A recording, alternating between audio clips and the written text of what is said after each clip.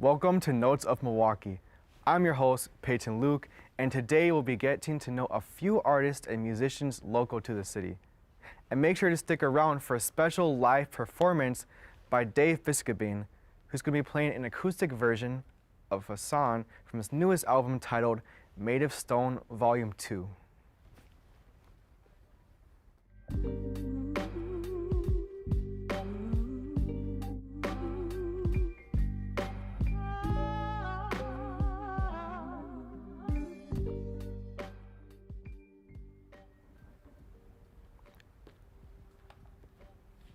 Milwaukee is home to a diverse range of bands and artists ranging from folk to metal to rap. Whether you're seeing a headliner at Summerfest or catching a local artist at one of the numerous venues around town, there's really something for everyone to listen to in this city.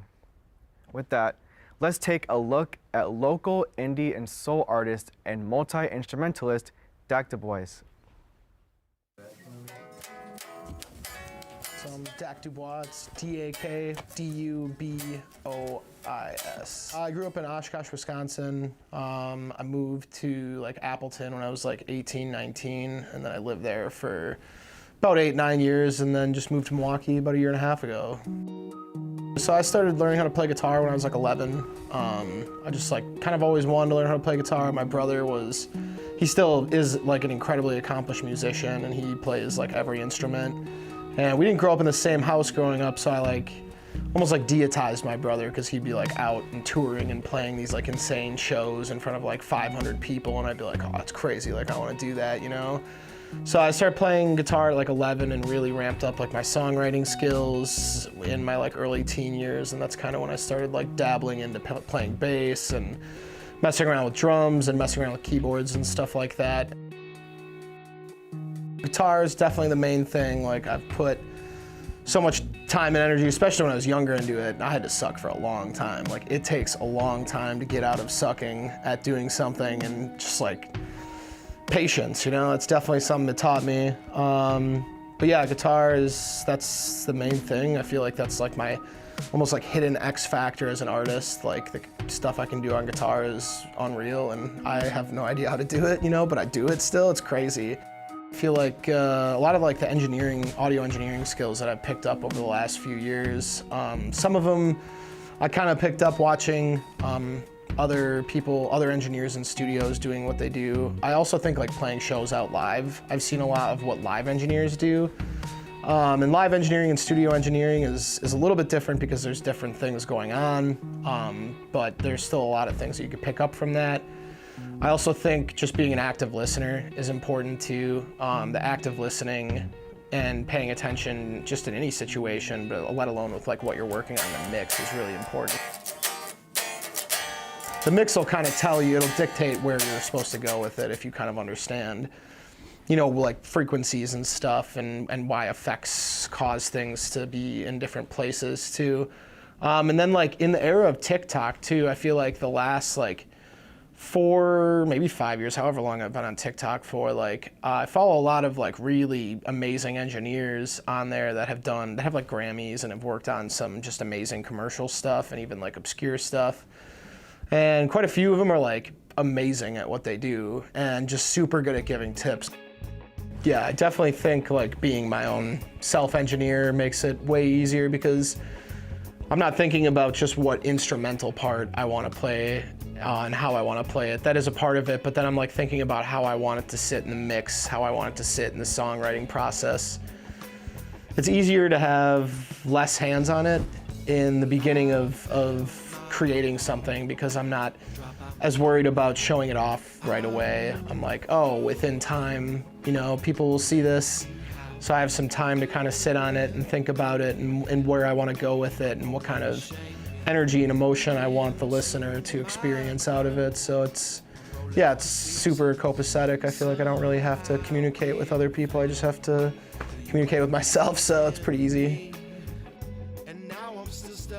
I've definitely released some music. I just started releasing music in April of 2023 under this Dak Du Bois surname, I guess. And so I released my first album April 28th of 2023. It had some pretty cool songs on it. It was like my first process of engineering and really like mixing and mastering and doing this whole thing. And then I just released an EP, that first MKE project, which was the like Milwaukee collective with other artists, in the end of December in 2023. I'm releasing the second volume of MKE project at the end of March. And then after that, I'll probably give it a few weeks, but I have my second album is pretty much done right now too, so I'm just gonna slowly, drop like a song on that every 2 weeks. My like personal goals as an artist is to get on like a tour or two with like bigger national acts for like opening with them and stuff. Yeah, probably find a manager too, because I'm kind of getting to the point as like an artist where everything's really overwhelming and I don't have enough time to do all of these like small tasks. I think the biggest advice I give to anybody who's starting to learn their craft as an engineer or as an artist or as a producer or as just an instrumentalist even too, like if you're just learning one instrument, is just keep messing up. Like just keep doing it and stay persistent. I feel like hard work really does pay off, especially as an artist. And the harder you work and the more rocks that you flip over, eventually the more you'll reap for it too, I think that tenacity is important, but learning from your mistakes is even more important. And you can't learn from your mistakes if you don't make any from the get-go. So the more mistakes you make, the better of the art you're gonna make, especially in the long run. So I'm rolling my sleeves up somehow. I don't know about you, but I might have to check out some of Dak's music. What a great display of local talent. Now let's change our key and get to know this show's musical guest, Dave Biscobean. Tell us a bit about yourself, Dave. Absolutely. My name's Dave. I play in a rock band called Coach Busse Fan Club. I'm the lead singer and guitar player, and I'm one of the songwriters too. I started playing guitar when I was about 15 years old, so it was my summer going into my sophomore year of high school. What piqued your interest in making music? Well, what inspired me was I went to a local festival in my city with my uncle, and I saw this local cover band, and I was just really fixed on the guitar player, and I said to myself, like, I want to be that. What kind of music did you grow up listening to? Well, growing up, a lot of like the classics, like the Beatles, AC/DC, Journey, Guns N' Roses, Nice. all those classics. Yeah, for sure. Besides those groups, did you draw inspiration from them or other things when you're creating your own music? Well, at first, when I first picked up the guitar, I kind of drew inspiration from those bands because that was the music I wanted to play. But then as time went on, I started to create my own music, and I started getting inspiration from bands like Weezer and Green Day and Blink-182, like those guys. So like stylistically, your music is closer to those bands, Weezer and Blink, or where is your music headed currently? I'd say so. Definitely the alternative side. That's kind of what my band is too. But this new album is kind of like shifting over to like the more of the heavier side. Yeah. Like, what kind of artists would you compare your new record to? Like when heavier, like explain that. I'd have to say definitely still on the alternative side, but slowly starting to creep over to the heavier side of things with like just the big riffage and guitar parts and stuff. Gotcha. So when you were learning guitar, were you self-taught or were you trained by someone? When I started, I tried to teach myself for like a couple days, and then eventually I got a guitar student who actually lives right here in Milwaukee. Nice. Cool. So when you were recording your album, was this in a studio in a city? Was this in your home studio? Where did you do it? Well, when I record music with my band, I usually try to go to a studio with them. But when it's like my solo music, I try to just record at home, just in my room and stuff. Nice. So with your creative process, with this last album, like explain it. What did you do? How did we get to point A to where you're just about to release this new record right in a week? I want to know. Yeah, the new more about album's it. coming out on Friday. It's called Made of Stone Volume 2. It's the sequel album to my last album called Made of Stone, which I released last year in December. And kind of the creative process, I guess, is, you know, trying to find inspiration behind the songs. Yeah. And then another thing that really kind of inspires me, too, when I'm recording these songs, too, is, you know, just messing around with different effects, like vocal effects or guitar effects, and something that makes the song as a whole sound different, and that's kind of what I was going for on this album. So we'll see some of those. Definitely. Cool. And that's this Friday, correct? Yep. And that's Made of Stone Volume 2. Yep. So, besides guitar though, I'm curious, what other instruments would you try and learn next? I'm curious. I do actually play a couple other instruments. I play drums and bass and a little bit of piano. Oh, cool. Out of those three, what would you want to learn next? Definitely, I'd say want to get better at the drums, Yeah. for sure. Who do you look up to as a drummer? Well, I really do like Dave Grohl, lead singer of the Foo Fighters, but I also really like former Five Finger Death Punch drummer Jeremy Spencer, because you know, he's just got the massive drum set in front of him, and you know, he does like the really fast double kick. Yeah. And it's awesome, man. Besides those people you just mentioned, who would you collaborate with? Anybody? Well, as much as I'd love to collaborate, you know, with all those big names and stuff, there's a couple local musicians that I'm friends with that I'd, you know, love to do something with. For starters, my good friend Isa, he records at Cherry Pit Studios in Menominee Falls, and his music is more so like rock and like rap mixed together. Yeah. Another musician is my friend Anthony. Well, his music name is Celestial, and I just love his music, man. You know, They're both great. I mean, yeah, I've worked with them They too. both really bring the So, heat. Those are good choices, honestly. Besides, okay, so I just want to talk about this record again because I'm really excited about it. What was the hardest part about writing your lyrics? Like, what was the hardest part just about writing your songs? I'd say definitely the lyrics, and just finding the inspiration and the, you know, motivation to put into it. You know? Well, thank you. I'm glad you could talk about that today. I'm Yeah, super absolutely. excited for the record, and yeah, Absolutely. thanks for coming.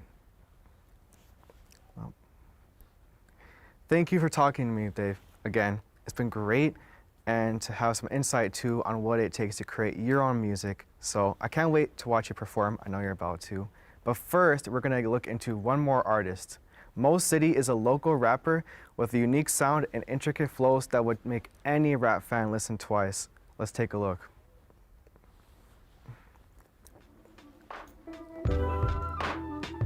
My real name's Dominique, and then my artist name is Mo City. So everybody just started calling me Damo because Dominique's a lot to say, and then Damo got shortened into Mo City. When I'm writing a song, usually I draw inspiration from my life, right? Things that have occurred to me over my whole life. Like when I'm sad, I write sad. When I'm happy, I write happy. Pretty much that's whatever's presently going on in my life or what I'm thinking about most is what I write about. Music is literally now, it's my everything. I mean, it's like my therapy. My dad made music and he died. So when he died, it was my way to stay close to him. And then I kind of got okay at it. And then other people said I was good at it. So I kind of stayed with it. If I don't say it on the record, I probably won't say it. Because I'm not a talkative person in real life. I don't really go to people with my problems. That was my dad. So I don't have anybody left to like vent to. The type of music I was listening to when I was growing up was R&B and a little bit of hip hop. Jill Scott, Erykah Badu, the list can go on. Macy Gray, and then Ice Cube, and it's a million artists I was listening to growing up. My influence comes a lot from J. Cole, a lot from Kendrick, a lot of Big Crit, especially Big Crit. Him being from Mississippi and my family coming from Mississippi, he was like the first artist I ever like latched on to and like, you get it, like I get it. So yeah, I copied a lot of their stuff in the beginning, you know, until I figured out how I want to do it myself. I did just release an album. It's called Milwaukee, Wisconsin. I released it February 12th. You can get it literally anywhere you can listen to music. I don't care how you get it. You can steal it. I don't care. But yeah, I'm working on a lot of different music. I'm working with one of my best friends on a duo album. It's called Craig and Day Day. It's based off of Friday. He's Day, I'm Craig. I'm working on a camp tape with me and my collective of artists that I know of. So I got a lot of music I'm working on. Now, will it come out? That's a whole different thing. I collaborate often with a lot of artists. The artists that were on the album are the ones I primarily collaborate with. Those are my brothers and sisters. I literally grew up with all of those people. The artists I work with are genuinely good people, but they're really hard to impress. They'll tell you when something's bad. We get a lot more if that's not good, and that's really good in our little circle. I do a lot of live shows. I pretty much perform every weekend, at least 2-3 times a month. Whether it be a Company Brewing, whether it be a Cactus, whether it be at Miller High Life, whether it be Summerfest. So yeah, I'm kind of always performing. I think my major goal is to do this full time. I want music to be the thing that pays my bills. I think that's really my only goal. I am not traditionally trained in anything. I taught myself based off of things around me. My dad made music, so I kind of try to mimic what he was doing, and that's how I learned. My favorite song I've made, period, would probably be Sorry on the album or The Realest. Sorry was just like, I was in a bad place, and I kind of like talked to myself on the record, and I was kind of like reaffirming it's okay on that record, so that means the most to me. The hardest thing about making music in a world of music is everything's been done. Every feeling's been said before, everything's been rapped before. So what I try to do is, I try to do it in intricate ways. I try to convey emotion in a lot of different ways. Like if you listen to certain songs, I use certain flows, I speed it up, try to keep you entertained, or I slow it down, or I bring somebody else who's really good at doing these things to convey certain emotions. But nothing's new. Nothing's new. If you heard it from me, you heard it from 15 other people. I just hope you like it from me the best. The kind of advice I would give somebody getting into music is just be open. Listen, everyone's not out to get you. It might feel like that in the beginning, like no one understands your craft, but trust me, nothing you're doing is new. It's all been done before, so just listen. And I'm not saying you take everyone's advice, but be open to it.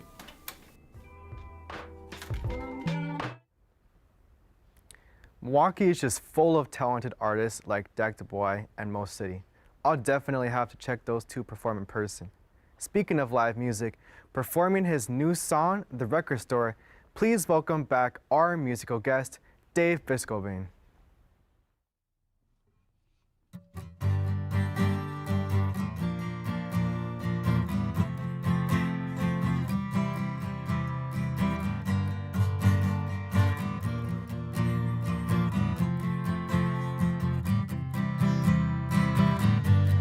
Everybody knows what I'm looking for.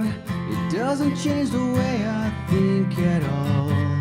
You're just a stuck-up little punk. You don't care for anyone at all. 'Cause I see through your lies, and it's hard to be disguised. And I know that it's not fair, but say goodbye. I wanna run to the other side of the street. I wanna run, please get away from me. I've been lost before, it doesn't feel too good. I wanna run to the other side of the street. Everybody thinks they know everything, but it doesn't faze me at all. 'Cause all you ever do is run your lips. You never know when to shut your mouth. And I see through your lies. They're so hard to be disguised. And I know that it's not fair. Say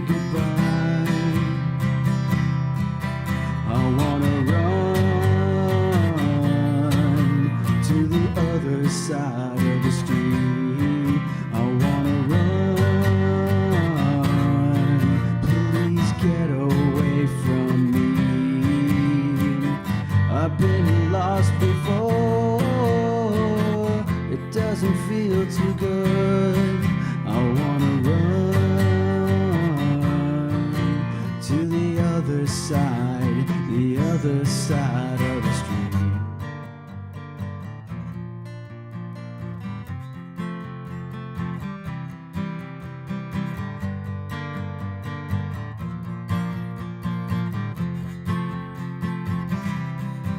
I wanna run to the other side of the street. I wanna run, please get away from me. I've been lost before, it doesn't feel too good. I wanna run to the other side of the street.